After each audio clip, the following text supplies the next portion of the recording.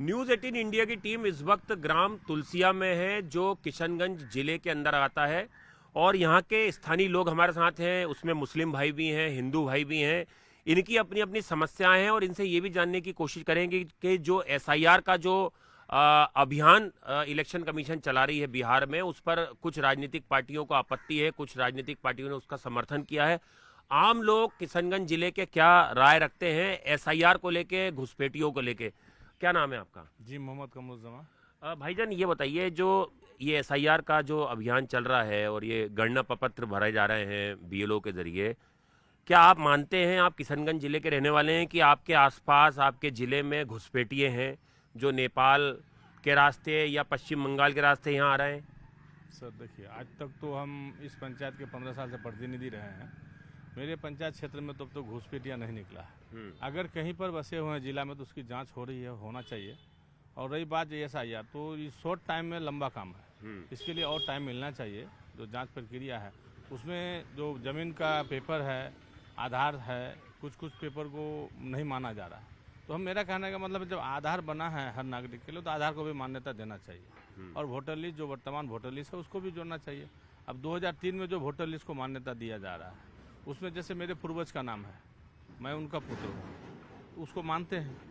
मतलब आप कह रहे हैं टाइमिंग गलत है, लेकिन जो एसआईआर है वो सही है, पहल। एसआईआर जांच होनी चाहिए, क्योंकि देश की सुरक्षा की सवाल है। बाहरी लोग ना आए आपके यहाँ। हाँ, हमारे देश में कोई ऐसे लोग ना घुस जाए जिसकी वजह से हमारे देश को तितर बितर होना पड़े, जो सुरक्षा में कोई उंगली उठे। जांच होनी चाहिए इसका। जैसे हमारे इस प्रखंड के क्षेत्र में मानेंगे तो बंगाल के बांग्लादेश कुछ ही दूरी में है, किशनगंज से जाइएगा तो। और नेपाल इंडिया भी, हमारा नेपाल जो है हमारे बॉर्डर क्षेत्र है, पड़ोसी है। तो भाई आए दिन हम लोग देखते हैं एसएसबी बटालियन द्वारा जो है कुछ ऐसे पदार्थ का जो बिजनेसमैन इधर अभी उभर के आए हैं, जो हमारे युवाओं को, आने वाला पीढ़ी को ड्रग्स का आदी बना रहे हैं। कैश मेकिंग हुआ, ये कुछ हुआ है, तो सारा तो नेपाल बॉर्डर के रास्ते से आते हैं। तो ये बॉर्डर का मामला है, तो इसमें तो जांच होनी चाहिए। और ये कुछ ऐसे एजेंट भी पकड़े जाते हैं जो यहीं के रहने वाले हैं, जो बांग्लादेशियों को, नेपालियों को और रोहिंग्यास को यहाँ बसा भी रहे हैं। ये भी जांच में, हम नहीं कह रहे हैं। हाँ, कई हम न्यूज़ भी पढ़े हैं और आए भी, हम जैसे सोशल मीडिया में भी देखते हैं कि कुछ स्थानीय लोग भी हैं जो लोगों को अपना यहाँ पनाह देते हैं, और इसके वजह से लोग गलत काम कर रहे हैं। आपका नाम क्या है भाई? दीपक झा मेरा नाम हुआ। झा साहब, ये एसआईआर का जो अभियान सरकार चला रही है, इलेक्शन कमीशन चला रही है, इससे सहमत हैं आप या नहीं है? एकदम 100% सहमत हैं। भारत सरकार ये बहुत अच्छा उपक्रम है, क्योंकि भारत सरकार भारत विदेशियों के लिए नहीं है, यहाँ के ही लोगों के लिए भारत है, जो भारत के मूल निवासी हैं। अब क्या हो रहा है कि यहाँ के पॉपुलेशन में एक बहुत बड़ा विस्फोट हो गया है। क्यों? क्योंकि असामाजिक तत्व, कुछ बाहरी घुसपैठिए, नेपाल, बांग्लादेश, चीन वगैरह के जो है वो आदमी आ जाते हैं, हमारे इस समुदाय को, इस समाज विशेष को तंग करते हैं डिफरेंट टाइप से। कभी कभी क्या होता है कि वो जबरन किसी की ज़मीन को माफियागिरी करके, कुछ ज़मीन के दलालों के द्वारा अलग अलग प्रकार से ज़मीन को अधिग्रहण किया जाता है। वो किसी का हिस्सा निकाल के किसी से ऐसा करके, ऐसे वारदात होते रहते हैं। मतलब घुसपैठ हो रही है, आप मानते हैं? जी, घुसपैठ तो हो रही है, जिसका कि समुचित जवाब भारत सरकार के पास है। भारत सरकार का ये बहुत अच्छा उपक्रम है, जिससे मैं सहमत हूँ। आपका नाम क्या है? थोड़ा आगे आइए। चंदन झा। झा साहब, आप क्या सहमत हैं ये एसआईआर जो हो रहा है, और आप मानते हैं कि बिहार में घुसपैठ होती है, बांग्लादेशी, रोहिंग्याज यहाँ बस रहे हैं, नेपाल के आके लोग? Absolutely right sir. यहाँ पे जिस हिसाब से वातावरण है और यहाँ के आबो हवा में जिस हिसाब का प्रचलन चल रहा है, और युवाएं खास तौर से गलत रास्ते पे बढ़ रहे हैं, और रहा सवाल एसआईआर का, तो ये बहुत बढ़िया अपॉर्चुनिटी मिला है हम लोगों को, युवा जनरेशन को अपने बारे में एक्सप्लोर करने का। आपके आस पड़ोस में कौन रह रहा है वो पता करने का, वो है या आपका साथी है, नहीं बाहर का है? हाँ, मेरे जितने भी कोलीग्स हैं, फ्रेंड्स हैं, ये सभी तो बेसिकली यहीं से बिलोंग करते हैं, यही उनका होम टाउन हुआ। तो ये लोग हमारे से काफ़ी अट्रैक्ट हुए भी हैं। कुछ और लोग हैं हमारे साथ, हम उनसे भी बात करते हैं। आपका क्या नाम है? मेरा नाम हुआ शंभूनाथ झा। शंभूनाथ जी, आप भी कुछ कागज यहाँ पर लेके आए हैं, काफ़ी लंबे वक्त से तकलीफ में है, क्या तकलीफ है आपकी? हम सुने कि आप लोग आए हुए हैं, तो हमें अपनी आवाज़ आप तक पहुँचाने के लिए जो है सरकार तक पहुँची है हमारी आवाज़। हम सर 1971 में मेरे पिताजी ज़मीन खरीदे थे, और आज तक मैं 2026 तक जो है करंट रसीद कटा रहा हूँ। मतलब कब्जा कर लिया है जमीन पे किसी? जी जी जी, ये पुलिस 112 पे फ़ोन करके हमने और ये पुलिस को बुलाया। ये लोग कौन है जिन्होंने कब्जा किया है?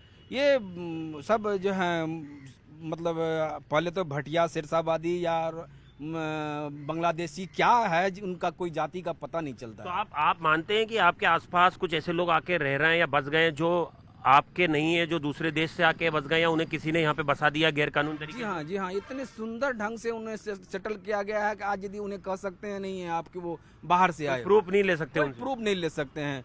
अब यदि इमरान है, इमरान के पहले 2 बेटे थे, आज 5 बेटे हो गए हैं। आप उन्हें कैसे साबित कर पाइएगा? और आधार वगैरह उनका ये आधार दिन रात बनता है भाई, नकली बन जाते हैं। आधार की कोई बात नहीं है, आधार का तो कोई आधार ही नहीं रहा है आज के डेट कोई में, आधार नहीं रहा, कोई आधार ही नहीं मतलब रहा। पैसे दो बन जाएगा। पैसे दो, पैसे देने के बाद तो मेरा ये जमीन कब्जा कर लिया सर। थाना में मैं रो रो के बुरा हाल है, एसपी को कहा, डीएसपी को कहा, थाना में गया, सीओ के पास गया। क्या करते हैं आप? हम कुछ नहीं, किसान है, मेरा किसान है। किसान है सर। मेरा खेत कब्जा कर लिया, मैं इस खेत में मकई लगाया था, इस बार मक्का का खेती किया था, और मेरा जमीन जोत लिया जबरदस्ती। थाना, पुलिस, तो एसपी देखिए कोई नहीं कर पा रहा। ये भी झा साहब है, इनका भी दर्द बिल्कुल जायज है। इनका कहना है कि इन्हें नहीं पता है कौन लोग हैं जिन्होंने इनके जमीन पे कब्जा किया है। वो रोहिंग्याज हैं, बांग्लादेशी हैं, इसी शहर के रहने वाले हैं, कहाँ से आके रह रहे हैं, आधार कार्ड नकली बन रहे हैं बिहार में। और ये बात न्यूज़ 18 इंडिया नहीं कर रहे, जग जाहिर है। बहुत सारी रिपोर्ट ऐसी हैं, पुलिस ने ऐसे बहुत सारे लोगों को पकड़ा जो फर्जी आधार कार्ड बना रहे थे किशनगंज में। आपका क्या नाम है? जी, मेरा नाम नवीन कुमार मल्ला होगा। नवीन जी, आप सहमत हैं ये SIR है, और आपको क्या लगता है कि इससे घुसपैठियों की पहचान हो पाएगी आपके जिले में, बिहार राज्य में? देखिए, ये तो पहचान होगा ही, लेकिन इसमें चुनाव आयोग को से मेरा रिक्वेस्ट है कि जैसे देखिए 2003 के आधार पे आप ले रहे हैं, तो 2003 रहना चाहिए और उससे पहले का भी कुछ चांस मिलना चाहिए। कारण क्या है कि हमारे ये एरिया से युवा लोग काफ़ी पलायन हुए हैं बाहर।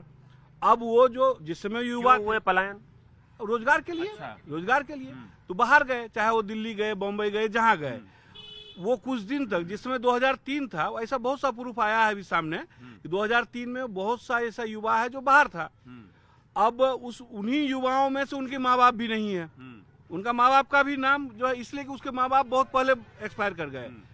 तो ऐसे स्थिति में क्या हो रहा है कि अब उनका जो भाई है तो उनका नाम होना चाहिए, लेकिन उनका माँ बाप का जिसमें मिल रहा है, जो पहले का जो वोटर लिस्ट में जो मिल रहा है, वो होना चाहिए। अच्छा, एक और हमने चीज देखी यहाँ पे, बहुत सारे BLO से बात की कि कुछ बूथ में कुछ ऐसे लोग हैं जो मिसिंग हैं, उनका पता ही नहीं चल रहा है वो कहाँ है। ये कैसे हो रहा है? हाँ, ऐसा हो रहा है। ऐसा इसलिए हो रहा है कि अभी जो वही जो आपको बता रहे थे कि 2003 से पहले, अभी देखिए एक मेरे पास अभी करंट आया हुआ, अभी उनको हम अनुमंडल में भेजे हुए हैं, किरण लाल नाम से है।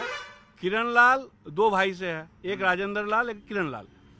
किरण लाल के पिताजी तिनकोड़ी लाल, ठीक है। जब किरण लाल का उम्र 5 वर्ष था, उस समय तिनकोड़ी लाल प्लस उनकी वाइफ दोनों 5 वर्ष की ही अवस्था में वो लोग एक्सपायर कर गए, ठीक है, वो मर गए। अब क्या होता है कि किरण लाल जो है, ये रोजगार के तलाश में 2003 के पीरियड में ये नोएडा में थे। उनका बड़ा भाई राजेंद्र प्रसाद जो है वो यहाँ है। तो यहाँ पर अब तो उसका कानूनन अभिभावक तो उनका हुआ ना, राजेंद्र प्रसाद, तो उनको होना चाहिए, तो ये चांस मिलना चाहिए। जी, आपका क्या नाम है? विष्णुकांत। विष्णुकांत जी, क्या करते हैं आप? मैं टीचिंग में हूँ। टीचर हैं आप? टीचिंग में, प्राइवेट टीचिंग। अरे वाह। तो BLO भी बहुत सारे जो हैं टीचर हैं यहाँ पे, हाँ है। उन पे ऊपर आरोप लगते हैं, कुछ पे घूस लेने के लग रहे हैं, कुछ पे लग रहा है कि अपने से फॉर्म भर दे रहे हैं, लोगों से पूछ ही नहीं रहे हैं। निराधार है ये, निराधार है? बिल्कुल निराधार है ये। BLO घर घर जा करके और रात दिन मेहनत करके काम कर रहे हैं, और इसमें कोई भी आरोप लगा रहा है, ये उनका व्यक्तिगत हो सकता है, दुश्मनी हो या जो भी हो। BLO स्थानीय है, लेकिन वो काम ईमानदारी से कर रहे हैं। लेकिन एक बूथ में जैसे 2-2.5 हजार वोटर हैं, एक BLO के ऊपर बहुत जिम्मेदारी बढ़ जाती है, घर घर जाके उनसे फॉर्म भरवाना, गणना प्रपत्र। हाँ, कुछ तो चुनाव आयोग का मतलब ये कहा जाए कि नियम के अनुसार थोड़ा सा हार्ड टास्क हो गया है, लेकिन वो कर रहे हैं, बहुत अच्छे ढंग से कर रहे हैं। घुसपैठ के मुद्दे पे क्या कहना चाहेंगे? एक इससे रोकथाम होगी? निश्चित होगी, अगर ईमानदारी से इसका अगर जांच हो तो निश्चित होगी। तो पता भी चल जाएगा कौन है भारत का, कौन नहीं है। हाँ, पता तो निश्चित रूप से लग जाएगा कि कौन हमारे स्थानीय भारत के नागरिक हैं या नहीं है।